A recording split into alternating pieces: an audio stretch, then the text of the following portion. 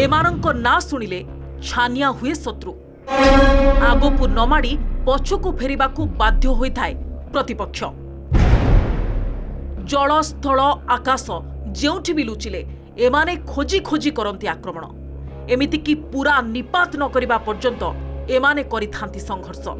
तेबे किए सेमाने एमाने केउठी अछंती एमानंको नाम कोन आज एमे आपनकू कहबू एमानंको विषय। शत्रु पक्ष को मुहतोड़ जवाब दे विभिन्न समय आम देश को रक्षा करुछंती जलसेना स्थलसेना और वायुसेनार जवान। आम भारत में यह तीन सेना को छाड़ी रहिछंती आहुरी एमिति किछि कमांड फोर्स जहाँ पाई आम देश अन्य देश तुलन में बेस शक्तिशाली। एबे जानतु ए स्पेशल फोर्स कौन और सेमाने कौन करंती। प्रथमे जानतु भारतर शक्तिशाली पावर ब्लैक कमांड फोर्स विषय। ब्लैक कमांड एमिति एक फोर्स जे कि देश भितर शत्रु को खोजिबा हेउ अबा देश में प्रवेश करिथिबा आतंकवादी सह लड़ाई करबा भली कार्य अति सतर्कतारे करिथांती। मुंबई उपरे होइतिबा आतंकवादी आक्रमण बेले एमाने सफलतार सह ऑपरेशन करिथिले।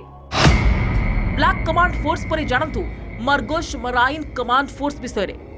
एई फोर्स हेउची विश्वर सबुठारु भयंकर कमांड फोर्स। आधुनिक तालीम प्राप्त एई फोर्स को मानसिक और शारीरिक क्रूरता सह्य करिवार शिक्षा मिलिछि। 1987 मसीह तैयारी होइतिबा एई फोर्स शत्रु को निरीक्षण करिबारे धुरंधर। ऑपरेशन लीज, ऑपरेशन स्वान और कारगिल भली युद्ध समय एमाने पराकाष्ठा देखाइछंती। एबे जानतु 2004 रे स्थापन होइतिबा गरुड़ फोर्स कौन। एथिरे मुख्यतः वायुसेना कमांडर मानकु तालीम दिया जाए। एमाने मुख्यतः आकाश मार्गरु ही युद्ध करंती। विपदरे पड़िथिबा साथी को विभिन्न कौशल रे एमाने रक्षा करिथांती। स्थल सेना ठारू संपूर्ण भिन्न एही फोर्स कला टोपी पिंधि थांती। तालीम समय एमानकु बिना सहारे पर्वत आरोहण, नियारे पशिबा और गभीर जल रे पहरिबा, जंगल में रहिबा भली प्रशिक्षण दिया जाय थाए।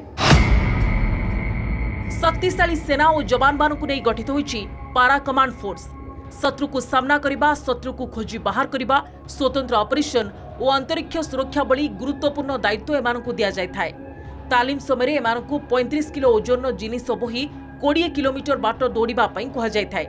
विशेषकर शारीरिक और मानसिक स्तर रे एमाने संपूर्ण सुस्थ थिबा कहा जाय।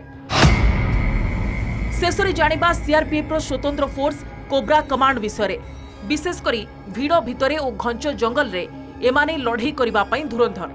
बेस बदलाई शत्रु उपरे भारी पड़ी आक्रमण करंती एमाने। राष्ट्रपति भवन और पार्लियामेंट रो सुरक्षा दायित्व रे मुख्यतः एमानकु रखा जाय। एभली कमांड फोर्स पाई निश्चित भाव में आम देश अन्य देश ठारू सुरक्षित। एबे चीन सह सीमांत रे लागि रहितबा तिक्तता मध्यरे लद्दाख रे स्पेशल फोर्स मुतयन करिछि भारत। देशर विभिन्न स्थान रे स्वतंत्र प्रशिक्षण नै सजाग थिबा पारा स्पेशल फोर्स रो यूनिट को लद्दाख निया जायछि।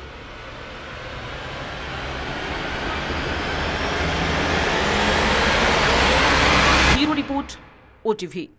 नमस्कार, मु सुप्रिया। मोर विश्वास आपन के भिडियोटी भल लागिथिबो। आमको लाइक, शेयर और सब्सक्राइब करने को भूलंतुनी।